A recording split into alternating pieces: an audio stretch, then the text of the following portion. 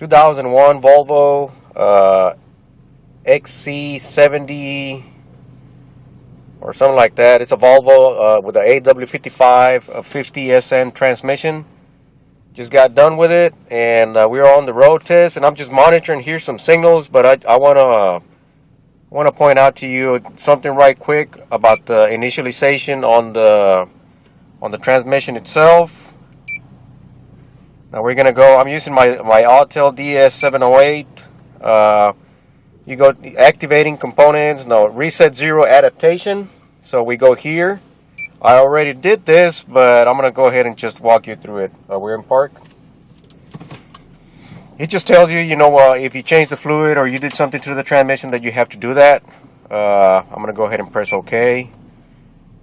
Erasing adaptive data from transmission control module. That's actually what I did. I got the vehicle running in park.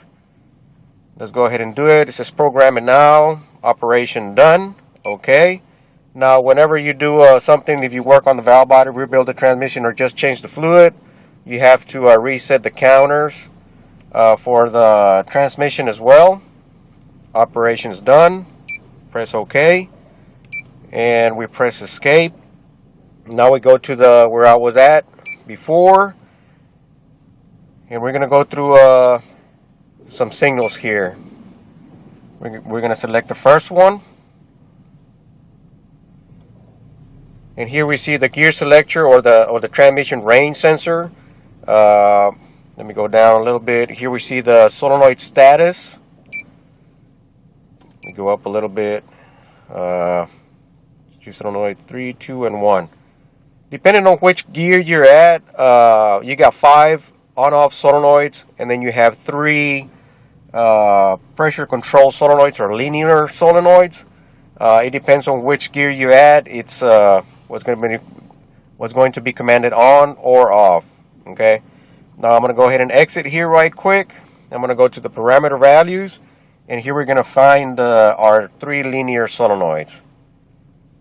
Now you can go and actually get your oscilloscope if you want to compare the milliamps with the current flow on the solenoids. Here we see our 5 on-off solenoids, and here we see the current flow depending what it's on. Put it in drive. If you see here, now we went to drive, and we have 1, 2, and 3. We have current flow through those 3 solenoids. And here we see our line pressure control, which is SLT, shift pressure control, SLS, and the lockup current flow, which is for the torque converter clutch. Okay, let's go and let's test drive this thing. So we just took off. It's going to get a little glary here, so there's a Volvo. We were actually under a bridge right now on the shade. That's why it looked kind of nice, but now the glare is going to be coming in. Let me move this a little bit away from the sun. Now we're going to monitor lockup. This one had spun bushings. All the bushings were spun, and we were losing torque converter clutch apply. It would go into 4th gear, and then lockup would go in, or it would command lockup to come on, and there was no torque converter clutch apply at all. And it would fail safe into 4th gear, and that's all you had. You come into the stop, it would take off in 4th gear. Okay, now we made a right turn. We're going to take the highway now, and we're just going to monitor the torque converter clutch coming on. We see on the very top vehicle speed ABS.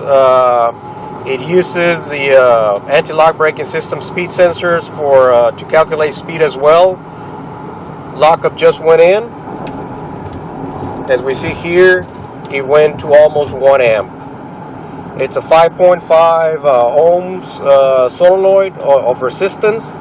If you do the calculations, if you do the math, it's about right. And it's a pulse width modulated solenoid, so the current is going to be a little bit different depending on the pulsations. But we got torque converter clutch applied now. We're in 5th gear with the torque converter clutch on. Alright guys, I just wanted to share this short clip with you guys that after repair you have to reset your adaptive memory on almost every single transmission that you work on, whether it be General Motors, Ford, Volvo, BMW, Volkswagen, or whatever. So there we have it. After repair, resetting of the adaptations. Alright guys, thank you for watching.